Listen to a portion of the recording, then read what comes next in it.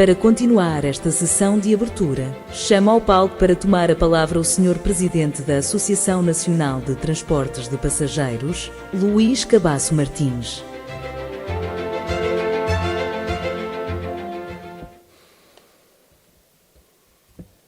Bom dia a todos. Cumprimento a Engenheira Ana Paula Vitorino, Presidente da AMT, na sua qualidade de anfitriã desta conferência e parceira nesta conferência. Cumprimento o Sr. Presidente da Câmara Municipal do Barreiro, Frederico Rosa, que nos acolhe nesta cidade e relativamente à qual até tenho algumas ligações familiares, estivemos há bocadinho a falar disso. E através destes cumprimentos peço que aceitem que cumprimento todos os restantes elementos que aqui estão, sejam oradores, sejam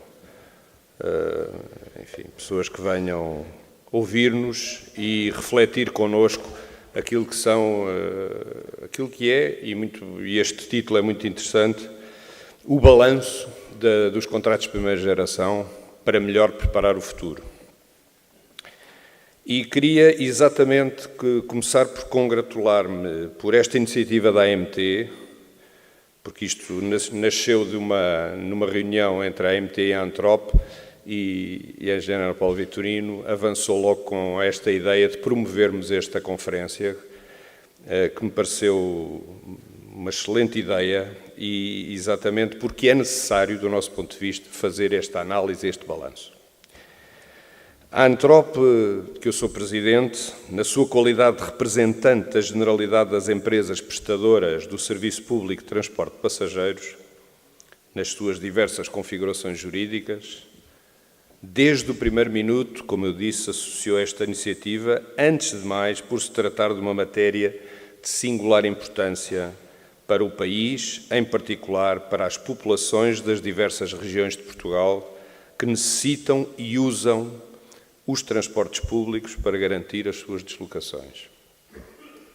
Efetivamente, a mobilidade das populações, seja nas áreas metropolitanas de Lisboa ou do Porto, seja no resto do país, depende do bom funcionamento do sistema de transportes públicos, os quais, por sua vez, têm a sua qualidade e eficácia dependente do suporte contratual que enquadra o serviço a prestar, isto é, depende do conteúdo dos contratos subscritos entre os operadores de transporte e as autoridades de transporte. Chegados aqui, não será difícil perceber que o enquadramento jurídico contratual tem um impacto extraordinariamente significativo na sustentabilidade económico-financeira dos operadores de transporte, uma vez que é nesse enquadramento, e é esse enquadramento, que determina, entre outros aspectos, a matriz de riscos, a definição dos meios humanos e materiais a utilizar, a tipologia de frota, o nível de investimentos, a rede de transportes, a oferta, as penalidades por incumprimento, o prazo de duração do contrato, etc, etc, etc. Mais, o enquadramento jurídico informador da vida daquele serviço de transporte é sustentado num conjunto de pressupostos de significativa importância e criticidade que, a não serem devidamente ponderados e criteriosamente apurados, podem pôr em causa o equilíbrio económico-financeiro desses contratos e, por via disso, dos próprios operadores de transporte. Os exemplos mais flagrantes de desconformidade e que toda a gente percebe que são intuitivos, são a definição de previsões de procura assentes num quadro de normalidade quando se estava a viver, por exemplo, um período de Covid-19, com todas as consequências que essa pandemia teve e tem. É importante não esquecer que a pandemia mudou o padrão de mobilidade. Ou quando se definem em concurso valores de remuneração máxima aos operadores que, por exemplo, não chegam a cobrir sequer os custos operacionais desses mesmos operadores.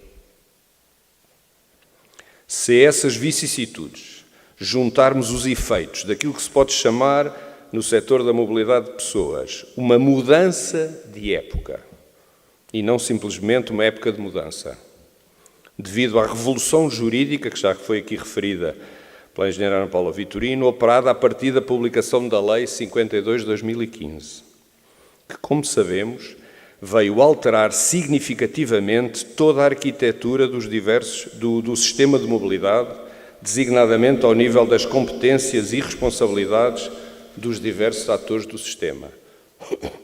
Facilmente perceberemos que a todos, é exigida uma atenção e acompanhamento muito particulares em tudo o que se passa em redor das novas realidades contratuais no setor. Repito, a todos é exigida uma atenção e um acompanhamento muito particulares em tudo o que se passa em redor das novas realidades contratuais.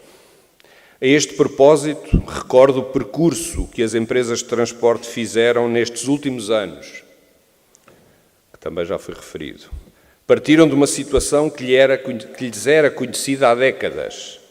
Trabalhavam em zonas geográficas determinadas, suportados em concessões que se renovavam automaticamente. E nessa altura essas empresas tinham vários papéis. Eram uma espécie de organizadores do serviço de transporte, também eram um pouco reguladores e, enfim, também eram operadores de transporte. Assumiam todas estas responsabilidades e garantiam o serviço público, umas vezes melhor, outras vezes pior. O seu interlocutor era o Estado Central, o Governo e a Administração Pública. A situação atual é muito diferente. As empresas perderam autonomia. A possibilidade de intervir na construção de modelos e de planos de oferta é muito reduzida.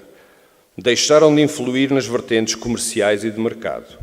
Ficaram sujeitas à regulamentação comunitária da prestação do serviço público de transporte, sem terem podido beneficiar do período transitório previsto nessa regulamentação.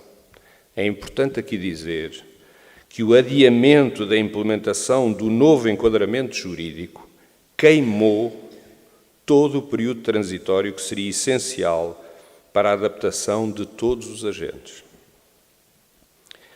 Os operadores passaram de um interlocutor central para vários interlocutores, locais e regionais.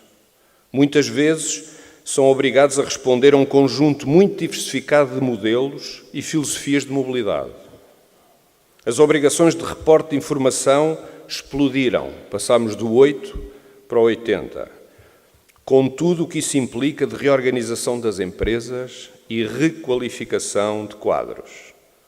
A própria necessidade de resposta a concursos, por vezes mais do que um no universo de cada operador, e muitas vezes coincidentes no calendário, exigiu um esforço muito significativo e com impactos de vária ordem, inclusivamente financeira.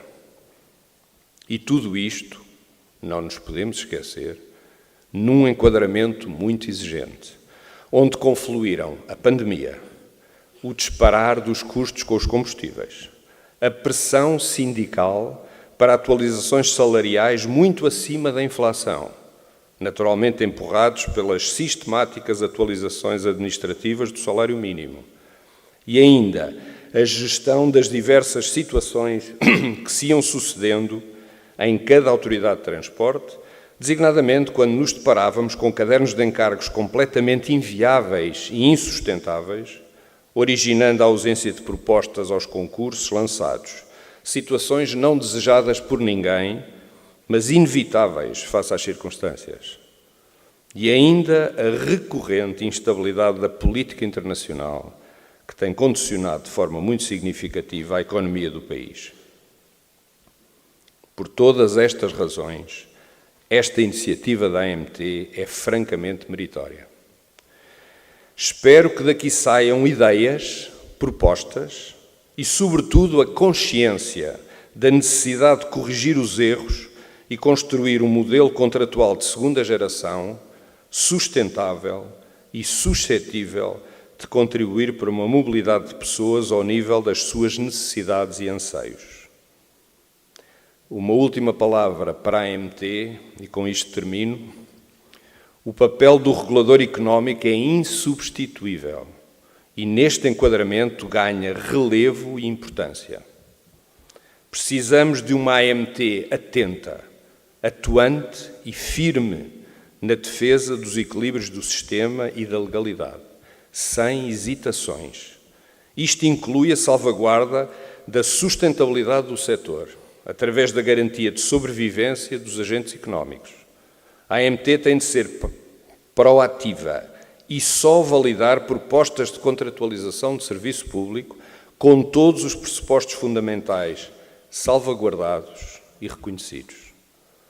Temas como os direitos dos trabalhadores e das empresas nos processos de transição, a sustentabilidade financeira dos contratos, como a adequada atualização da remuneração ou receita em função da evolução dos principais custos operacionais e ainda uma auditoria profunda aos pressupostos iniciais dos cadernos de encargos, que determinam, por exemplo, os valores de referência para as propostas concursais, são algumas das matérias em que se exige uma atenção e a ação inequívocas do regulador. Só assim poderemos construir uma mobilidade que responda às necessidades e anseios das populações. Muito obrigado.